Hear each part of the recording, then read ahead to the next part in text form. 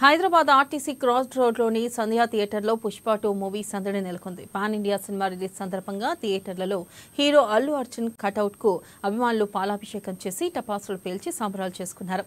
తమ అభిమాన హీరో నటించిన పుష్ప 2 సినిమా బాగుందని అభిమానులు చెప్పారు. అల్లు అర్జున్ క్యారెక్టర్ చాలా బాగుందని అనడం ఆనందం వ్యక్తం చేశారు.